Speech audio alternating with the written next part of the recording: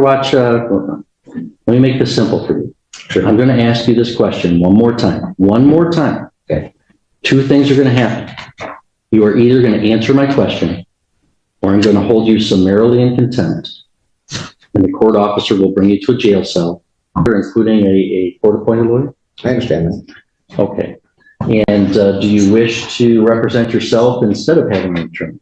Yeah, I'm here by special appearance, and I will be representing myself. I'm required by law before I accept that waiver to do a couple things. One, advise you of the maximum penalties that you could face for the charges that you're in my court for. Resisting, obstructing conservation officers is a high court misdemeanor punishable by up to 2 years in prison and or $1,000 fine. There's a habitual offender second notice that's been filed by the prosecutor, which would make that a felony punishable by up to 3 years and or $1,000 fine. And marine safety operating while intoxicated is a misdemeanor punishable by up to 93 days and or $100 to $500 term. Do you understand the maximum penalty for the charges against you? Well, I don't even really understand why I'm here, honestly. Well, okay. Well, that's fine. Do you understand the maximum penalty that I just explained to you? No.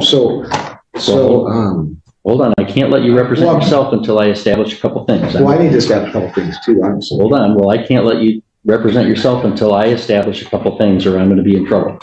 Do you understand that the maximum penalty that you could face for the charges that you're here for is up to 3 years in prison and or $1,000 fine? I don't understand the nature and cause of the action against me. So what is it that you don't understand? Do you not understand how long 3 years is, or how much the fine is that I've articulated? Can you tell me what it is you don't understand? The nature and cause of the action against me because we don't establish jurisdiction. That's not what I'm asking you right now. Well, I'll let you place whatever objections you want on the record, Mr. McCloud. I promise you that. Okay. Can we just go one step at a time? So do you understand the maximum penalty that you could face if you're convicted as charged? 3 years in prison or $1,000 fine? Well, I have another question because the statutory jurisdiction doesn't exist under the Constitution. So in order for me to defend myself, could you please tell me where the published rules of conduct are for criminal statutory jurisdiction, or where I can find the nature and cause of this jurisdiction, or how this information exists? No, I don't even understand what you're asking. So you're saying this is a statutory jurisdiction under what? The statutes of Michigan, correct? Mr. McCloud, I've told you what my jurisdiction is. General jurisdiction. The people of the state of Michigan voted to convene a constitutional convention in 1961. Sure. There was a constitutional convention in 1961 and 1962. They proposed a state constitution. The voters of the state of Michigan ratified that in 1963. Article 6 establishes the judicial power. And the circuit court is a court under that judicial power, Article 6 of the state constitution. And so you're here in my court. I have subject matter jurisdiction over those crimes. I have personal jurisdiction over you because you've been alleged to have committed them in our county. That's my yourself. Do you understand the maximum penalty that you could face of 3 years in prison and or $1,000 fine? 1 second. I can see why his attorney would do. Oh, shit. Hang on. Someone in the prosecutor's office is not muted. I'm going to remove you from the meeting at this time. Oh. Prosecutor's office is generally allowed to attend to observe. They've participated. I'm removing them from the hearing. Mr. McCloud, do you understand the maximum penalty that you could face? 1 second. Okay, so in enforcement of mere statutes, judges of all courts do not act judicially and are thus are not protected and qualified by limited immunity. That's Owen versus the city. I just want to state a few things for the record since you're claiming this is a jurisdiction under statutory law. Hang on. Mr. McCloud, can we back it? Look at me for a second. Can we talk here? I've challenged subject matter jurisdiction and nothing can go forward until that's addressed. You're saying I did address it and I denied your objection. I have subject matter jurisdiction. Exists under the Constitution. Your objection is noted. Okay. So, Mr. McCloud, do you understand? Let me explain to you. Sure. Sometimes, as I said, people might want to represent themselves, but let's say they have limited intellectual capacity and they don't understand what's going on. I have to establish that they know what's going on before I can allow them to represent themselves. I'm required to establish, do you comprehend, do you know the maximum penalty that you could face if you're convicted as a result of this charge? 3 years in prison or $1,000 fine. Do you understand that, Mr. McCloud? So I'd like to state for the record that Mr. McCloud, stop. Court can be stop. Mr. McCloud, if you don't understand it, I'm going to revoke your right to represent yourself and have an attorney represent you because I can't establish that you know what you're doing.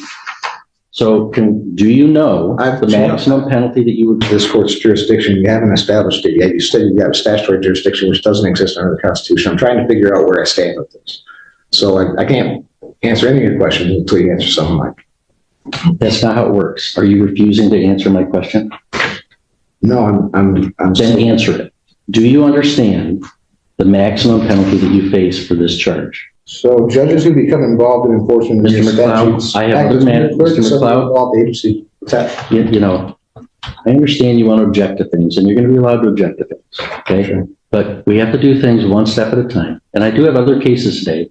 I'm not going to entertain this for like a whole hour. I've got other cases going on.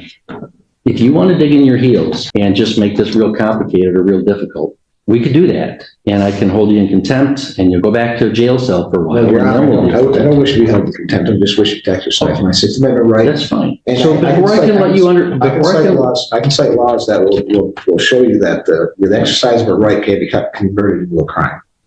I'm trying to understand the nature and cause of the action against me. You're not clarifying enough to where I can comprehend it, as you say.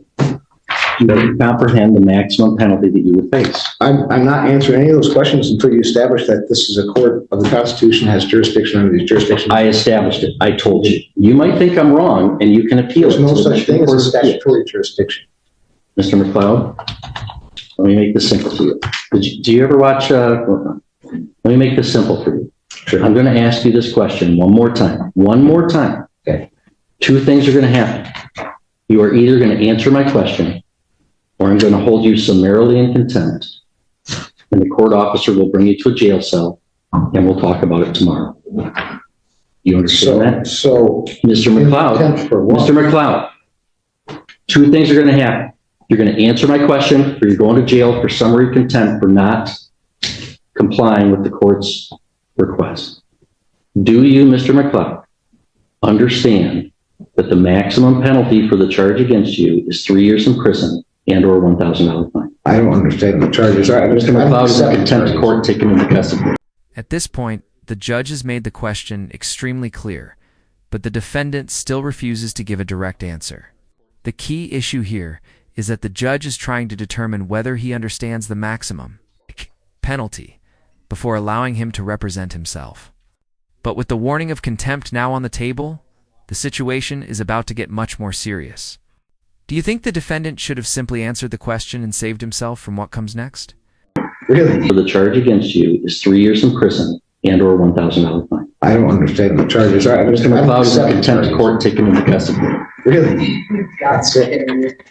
Protecting my rights is what you said last time. This isn't true. You guys are following. Follow unconstitutional You're following orders. unlawful orders. It's not constitutional at all. Mr. McCloud's in contempt, he's sentenced to 1 day in